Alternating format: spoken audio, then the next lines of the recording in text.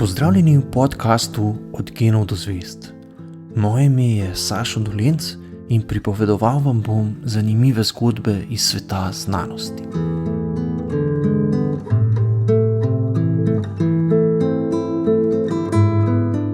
Ženske žal dolgo niso mogle postati znanstvenice.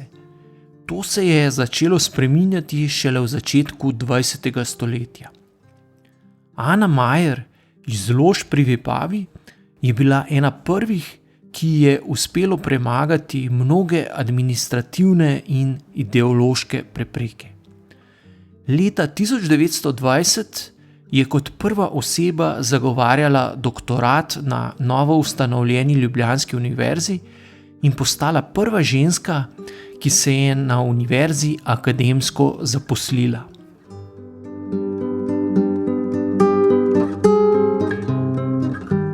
Anka, kot so jo klicali, je mladost preživela na gradu Lože, ki ga je kupil očetov praded Josip Meyer, ko je prišel v Vipavsko dolino kot kirurg z Napoleonovo vojsko in se poročil s plemkinjo Ano Premerstein.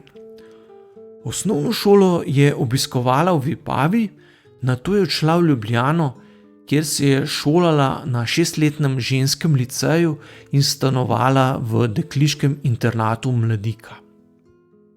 Bila je ena izmed prvih deklet, ki so lahko nadaljevale izobraževanje na klasični gimnaziji v Ljubljani, kjer je obiskovala 7. in 8. razred ter opravila maturo. Na gimnaziji so sprva strogo ločevali deklice od dečkov. Pred poukom so se morale zbrati v posebnem prostoru poleg zbornice, kjer so počakali profesorja, ki jih je odpeljal v razred in po uri nazaj.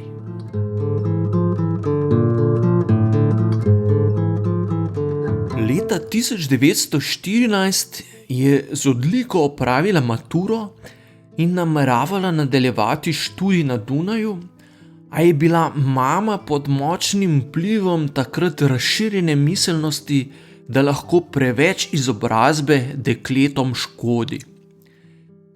Ker ji je oče na smrtni postelji obljubil, da bistre in vedoželjne hčerke ne bo poslal študirat, so našli kompromis tako, da si je Anka sama zaslužila denar za odhod na Dunaj.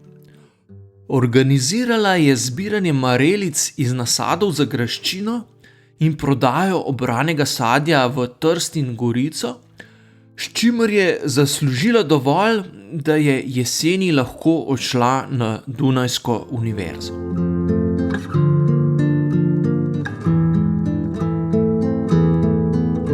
Kot redna študentka se je vpisala na filozofsko fakulteto z glavnim predmetom kemija in stranskim fizika.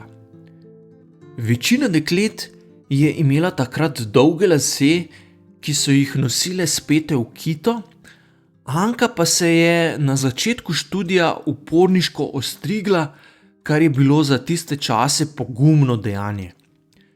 Med študijem je pogosto obiskovala Dunajski parlament, da je poslušala govore poslancev in bila prisotna tudi ob sprejemu Majniške deklaracije.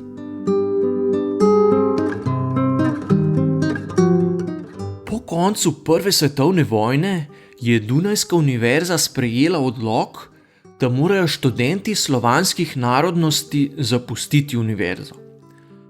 Anka je študij zato nadaljevala na novo ustanovljeni univerzi v Ljubljani pri profesorju Maksu Samcu. Konec poletja 1919 so ga namreč imenovali za prvega rednega profesorja kemije, prva univerzitetna predavanja iz kemije pa so potekala v poslopju Realke na Vegovi, kjer so vzpostavili tudi prvi laboratorij. Na začasnem laboratorijskem pultu iz lesenih zabojev je Anka, ki je Samcu pomagala tudi pri izvedbi predavanj, začela raziskovati kemijo škroba. Skupaj z mentorjem sta kmalu objavila daljši raziskovalni članek v ugledni nemški znanstveni reviji, kar velja za prvo znanstveno objavo kemijskega oddelka Tehniške fakultete. Članek je bil hkrati tudi temelj prve doktorske disertacije na ljubljanski univerzi. Junija 1920 je Anka javno zagovarjala doktorat z naslovom o učinkovanju formalina na škrob.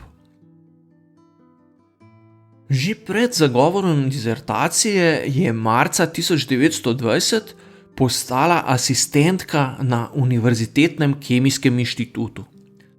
Pomagala je pri vajah in predavanjih iz kemije, ki jih je izvajala tako na filozofski kot na tehniški fakulteti.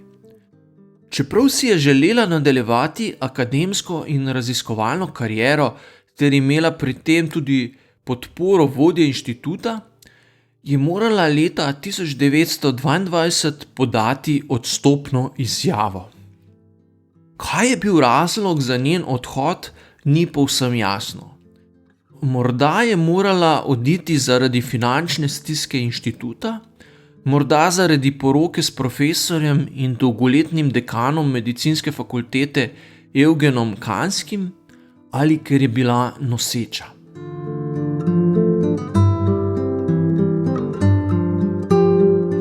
Ker po poroki zanjo ni bilo več mesta na univerzi, se je lotila podjetništva.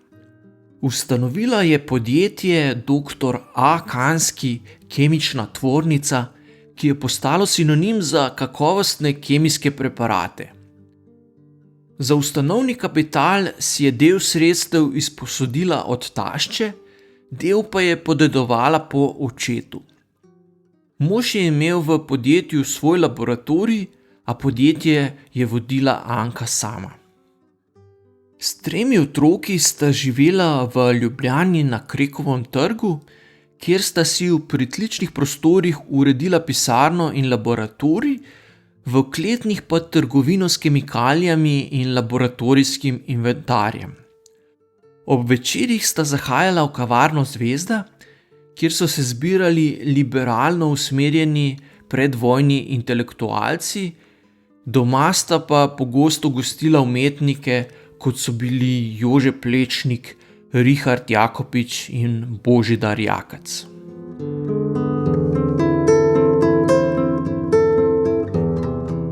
Kmalu po poroki je Anka kupila tudi pogorelo oljarno v Podgradu pri Zalogu in na njenem mestu postavila prvo jugoslovansko tovarno za proizvodnjo žveplenega etra, etra za narkozo in topil za industrijo lakov. Prva v takratni državi je začela iz domačih surovin izdelovati zapletene organske spojine. Z ustanovitvijo tovarne je postavila temelje za danes v Sloveniji pomembno kemijsko in farmacevtsko industrijo.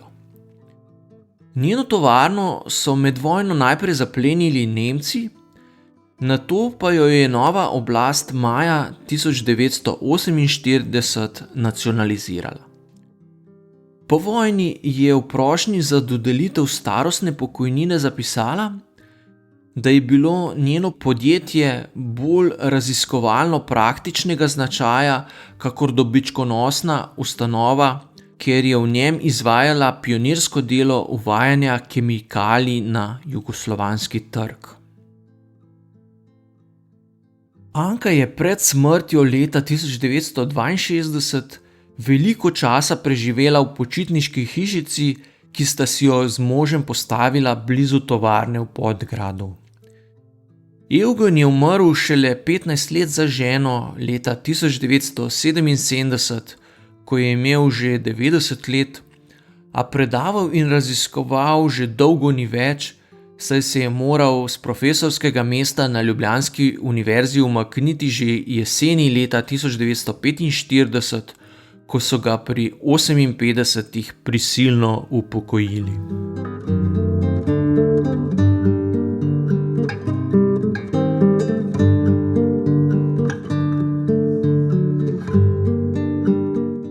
To je bil podcast Od genov do zvezd. Moje ime je Sašo Dolenc in z novo zgodbo se vam oglasim že kmalu.